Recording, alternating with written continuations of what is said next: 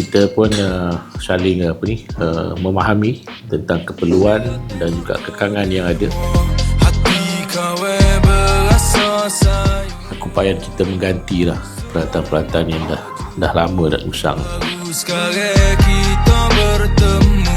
Perkara-perkara yang mungkin tidaklah semahal mana, mudah untuk dibeli, bolehlah dikemukakan supaya kita dapat berikan keutamaan.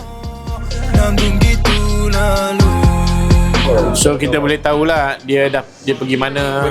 Ada report lah. Yang ada dekat Kelantan hanya di sini. Ramai, banyak kes hari ni.